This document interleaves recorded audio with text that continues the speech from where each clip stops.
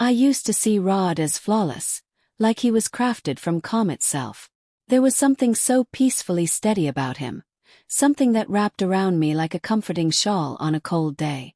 With him, I felt safe in a way I hadn't known before. His reliability, his steady presence, his quiet loyalty, those were the things I cherished most. He was the kind of man who never broke a promise, who remembered the smallest things that mattered to me. Like the way I took my coffee, with just a hint of cream, or how I loved curling up with black and white movies whenever the rain came. Being with Rod felt like sailing on tranquil waters. Our weekends were filled with long walks through the woods or lazy afternoons curled up on the couch, sharing a bowl of popcorn, laughing at the same old silly jokes. Those early days felt effortless, peaceful, like something unbreakable. I truly believed it would last forever. And then came the trip that changed everything. It was a weekend getaway with a bunch of friends, a warm little cabin tucked away in the mountains. The air was crisp, the fire snapped and popped in the hearth, and everything felt picture-perfect. I remember us all gathered around a wooden table, the firelight flickering across our faces, when Stephanie began talking about her divorce.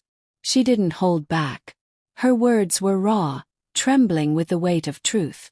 She talked about the arguments, the emptiness, the silence that stretched between them. And then, the moment she knew she had to leave. Her voice cracked when she spoke of the pain, but there was something else too. Lightness. Like she'd taken off a coat she'd been wearing far too long. Her story hit me hard, like thunder rolling through my chest. Something deep inside me stirred, something I hadn't even realized was asleep. I sat there quietly, wine glass in hand, as she painted a picture of a life reclaimed, free of expectations. And suddenly I wanted that. I craved something wild, something spontaneous. Something that didn't feel like the neat little rhythm I had settled into with Rod. When we returned home, that feeling didn't fade. It followed me, whispering, nudging. I couldn't ignore it. The routine that once brought comfort now felt like a cage. So I tried to revive us. One evening after dinner, I dimmed the lights and gently suggested we try something different in bed. Maybe a bit of role play, a few new experiences. Nothing extreme, just a spark to shake up our comfort zone. But as soon as the words left my mouth, I watched him stiffen. His discomfort was written all over his face, plain and immediate, like a door silently closing. He muttered that it just wasn't for him. And every idea I mentioned after that met the same quiet refusal. Not angry, not harsh, just firm. Polite, but unmovable. I felt a sharp sting of frustration. And underneath it, resentment. Why couldn't he understand? Why couldn't he meet me halfway? The more he recoiled, the more I felt like I was shrinking. Like I was trapped in a too small space, wings pressed tightly against invisible walls. That's when I made a reckless choice. I brought up the idea of opening our marriage. It wasn't meant to destroy anything. It was a grasp for freedom, for adventure, for some kind of balance between losing myself and losing him. I'll never forget how he looked at me. The darkness that flickered through his eyes. How his usually calm voice cracked, just a little, as he told me no. That he couldn't do it. Wouldn't. Not ever. He didn't yell. He didn't argue. His refusal was quiet, firm, and absolute. And somehow that cut even deeper. It was like someone had held up a mirror and forced me to see what we'd become. Two people moving in different directions, needing different things. And suddenly, I couldn't sit still anymore. The apartment, once our haven, began to close in on me. The walls felt tighter every day. So I packed a bag. Found a small studio across town. I told myself I had to go. That I needed to find myself again. That staying meant suffocating.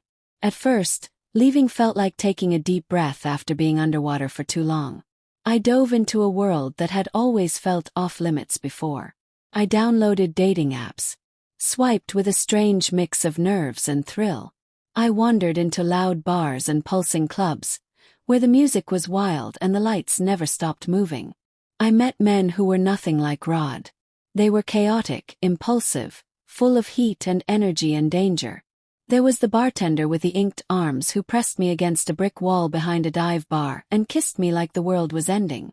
The musician who pulled me into his world and danced with me until the sun threatened to rise. The guy on a motorcycle who raced me through the city at midnight, the wind lashing through my hair like I was flying. That freedom, it was dizzying, irresistible. The ability to do anything, be anyone, answer to no one. It was like stepping into an entirely new skin. I had the freedom to do whatever I pleased, whenever I pleased, with no one to check in with, no one to answer to. I'd stumble home at dawn, heels dangling from my fingers, adrenaline still buzzing through me. For the first time in years I felt electric, alive. But that rush didn't last. The thrill that once sent sparks through my veins started to unravel. It lost its shine, fraying at the edges, slipping into something darker and messier, something I couldn't control. The faces of the men I met began to blur together, their names dissolving as quickly as the nights we shared. What started as excitement twisted into chaos, a frantic chase for the next high just so I could feel anything at all. I'd wake up in unfamiliar beds, head pounding, stomach churning, trying to piece together how I'd ended up there. The freedom I'd once craved so desperately now hung heavy around my shoulders, a weight I couldn't shake. And then reality hit hard. A visit to the clinic delivered a blow I hadn't seen coming. Syphilis. The doctor's tone was clinical, her words sterile, but they crashed into me with crushing force. I sat frozen on the crinkling exam table, eyes fixed on the speckled tile floor, hands trembling in my lap. The illusion I'd built around this new, uninhibited life cracked wide open. As if that weren't enough, just days later, I stared down at a pregnancy test. 2 pink lines. Clear. Unforgiving. My breath caught. A verdict. My thoughts spiraled, scrambling to figure out the timeline, trying to match faces to possibilities. Was it the bartender? The musician? Someone else whose name had already faded? I couldn't say with certainty, and that uncertainty cut deeper than anything else. The thrill I'd chased had vanished, swallowed by a fog of fear and guilt. I was completely alone. The friends who once encouraged me, who cheered me on with cocktails and pep talks, slowly began to disappear. Their support thinned as my life unraveled. Even my family felt far away. I couldn't bring myself to tell them the full truth, so I fed them vague answers over the phone, growing more distant with each carefully curated lie. I was drifting, no compass, no anchor. And then, out of nowhere, Rod reached out. Just a simple message. Hey, can we talk? 5 words, but they hit like a brick. We agreed to meet at a quiet cafe, the same one we used to spend sleepy Sunday mornings in. I sat across from him, emotions crashing over me like waves. Shame, hope, regret, longing. He looked just as I remembered.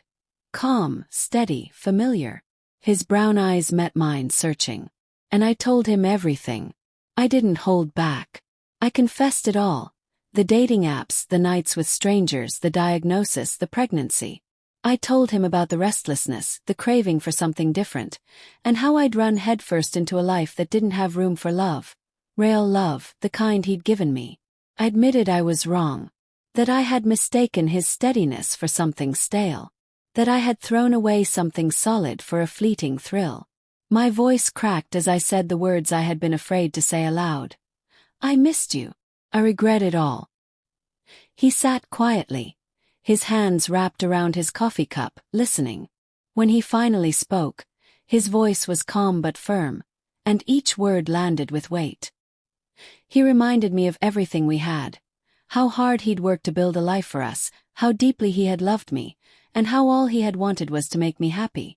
And then he contrasted it with what I'd chosen instead. That was when it really sank in, what I'd lost. The depth of it. The future we had whispered about in bed, the trust, the love. It was all gone. As I walked out of the cafe, the pregnancy loomed over me like a storm cloud. I didn't know where to go next. I didn't know who to turn to. Guilt clung to me, pulling at my skin, refusing to let go. I had destroyed everything. My relationship with Rod, the dreams we had stitched together in quiet moments, even the version of myself I used to believe in. The loneliness that followed wasn't just emotional, it was physical, hollowing me out from the inside. Some nights, I found myself wandering past our old apartment, gazing up at the windows where we used to hang Christmas lights. I'd stand there and ache for what I had tossed away. The warmth, the stability. Back in my tiny studio, silence filled the space like fog. I'd sit there for hours, thinking through every choice, every misstep that had led me here. The wild nights, the brief highs, they had burned out. All that remained were the ashes. And the quiet ache of loss. And now I was standing at a crossroad, pregnant and terrified, with no map, no safety net. Just a heart full of regret and a future I couldn't yet imagine.